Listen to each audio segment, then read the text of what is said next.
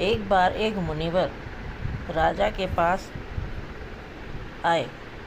राजा बहुत अच्छा और दयालु था। वह अपनी प्रजा की बहुत ही सेवा करता था।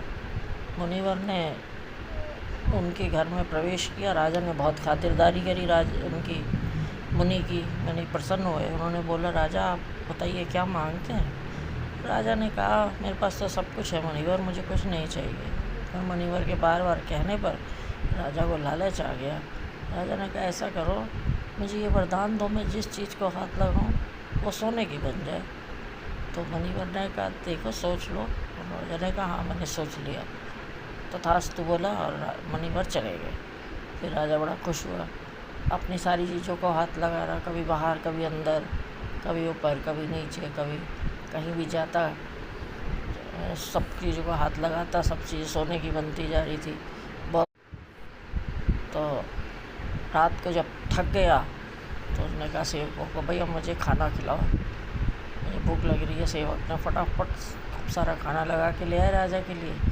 राजा जो है खाना खाने लगा तो हाथ जैसे ही लगाया खाना सोने का बन गया। राजा बहुत उदास हो गया, तो मुझे भूख लग रही है, खाना भी नहीं खा सकता, लेकिन अब क्या करे, चुपचाप बैठा रहा।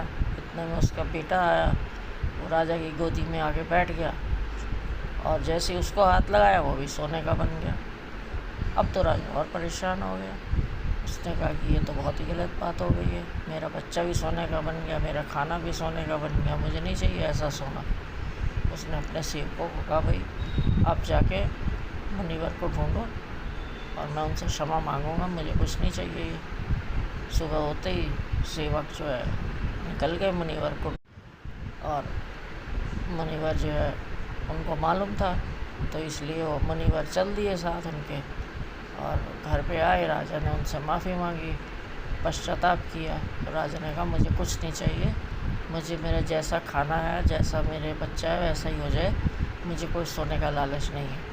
तो राजा ने कहा, मुनिवर ने कहा, देख लो, सोच लो, फिर सब वैसा ही हो जाएगा। उसने कहा, हाँ ठीक है मुनिवर, मुझे माफ़ करो, मुझे कोई लालच नहीं करना, मैं सिर्फ़ अपनी प्रजा की सेवा करूँगा और अपने घर परिवार के साथ ही खुश रहना चाहता हूँ।